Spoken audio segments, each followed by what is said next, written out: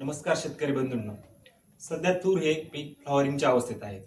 परंतु तूर पिकाची फ्लॉवरिंग अवस्था म्हणजे फुले लागणे हे पूर्णपणे झाडाच्या शाखीय वाढीवर अवलंबून असते.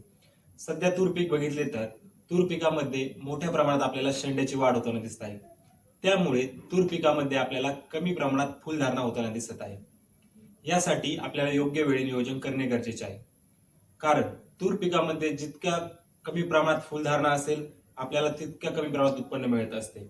तसेच ही तूर पिकाची फुलधारणा वाढवण्यासाठी आपल्याला संजीवकांची तसेच अन्नद्रव्यांची फवारणी करणे अतिशय गरजेचे आहे.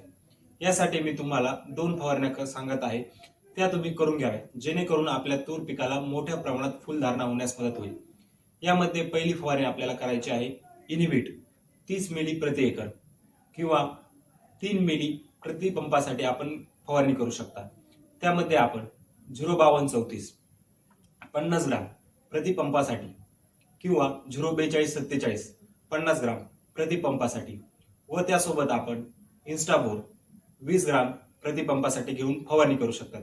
यानंतर 5 ते 6 दिवसानंतर आपल्याला एक चांगले आंतरप्रवाही बुरशीनाशक, त्यासोबत आपल्याला बोरर कॉम्प्लेक्सचा प्रादुर्भाव रोखण्यासाठी एक चांगले आंतरप्रवाही कीटकनाशक व त्यासोबत आपल्याला प्लांट ग्रोथ प्रमोटरचा वापर करणे आवश्यक आहे. यामध्ये आपण क्रॉप टॉनिक प्रति पंपासाठी 5 मिली या प्रमाणात घेऊन फवारणी करावी, जेणेकरून आपल्याला तूर पिकामध्ये मोठ्या प्रमाणात फुलधारणा होण्यास मदत होईल व आपले उत्पन्न देखील वाढण्यास मदत होईल.